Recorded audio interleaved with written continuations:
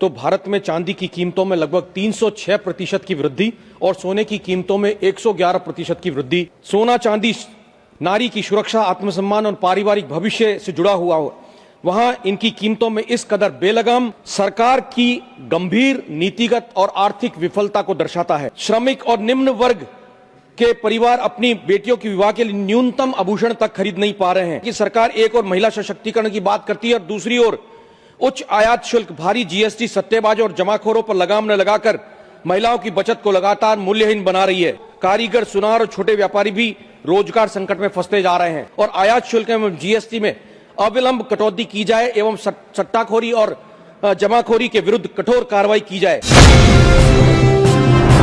माननीय सभापति महोदय, मैं सदन के माध्यम से केंद्र सरकार का ध्यान देश में सोने एवं चांदी की बेकाबू कीमतों की ओर आकर्षित करना चाहूंगा, जिससे ग्रामीण भारत, विशेष रूप से महिलाओं और विवाह योग्य परिवारों की कमर तोड़ कर के रख दी है।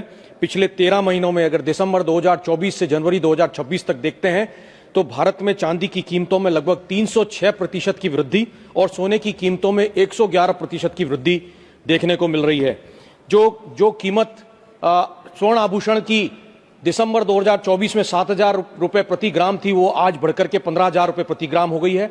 और इसी तरह चांदी की कीमतों में जो 90,000 रुपए प्रति किलो चांदी दिसंबर 2024 में देखी गई थी, वही आज जो है 3,80,000 रुपए प्रति किलो के हिसाब से बाजार में देखने को मिल रही है। जिस देश में सोना चांदी नारी की सुरक्षा, आत्मसम्मान और पारिवारिक भविष्य से जुड़ा हुआ हो, वहां इनकी कीमतों में इस कदर बेलगाम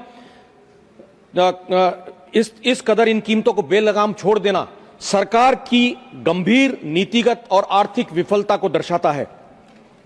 ग्रामीण क्षेत्रों में आज भी सोना चांदी केवल आभूषण नहीं बल्कि आपातकालीन बचत, महिला का एकमात्र आर्थिक सहारा, सम्मान और सामाजिक सुरक्षा का साधन है। किंतु आज स्थिति यह है कि किसान, श्रमिक और निम्न वर्ग के परिवार अपनी बेटियों के विवाह के लिए न्यूनतम आभूषण तक खरीद नहीं पा रहे हैं।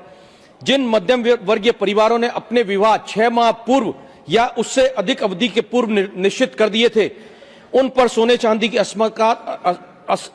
ये उछले दामों ने मानो पहाड़ी गिरा दिया है। अनेक परिवार विवाह टालने को मजबूर हो रहे हैं और सामाजिक सुरक्षा असुरक्षा को जन्म दे रहे हैं। माननीय सभापति महोदय, अत्यंत दुर्भाग्यपूर्ण है कि सरकार एक और महिला सशक्तिकरण की बात करती है और दूसरी ओर उच्च आयात शुल्क, भारी जीएसटी, सट्टेबाज और जमाखोरों पर लगाम न लगाकर महिलाओं की बचत को लगातार मूल्यहीन बना रही है। यह कहना अतिशयोक्ति नहीं होगी कि वर्तमान नीतियों में देश की आम महिलाओं को सजा मिल रही है और दूसरी ओर जमाखोरों को सरकार संरक्षण देने का काम कर रही है। विवाह के समय पर सोने चांदी की कीमतों में ग्रामीण अर्थव्यवस्था को भी गहरा आघात पहुंचाया। इससे न केवल परिवार प्रभावित हो रहे हैं बल्कि पारंपरिक आभूषण उद्योग, कारीगर, सुनार और छोटे व्यापारी भी रोजगार संकट में फंसते जा रहे हैं।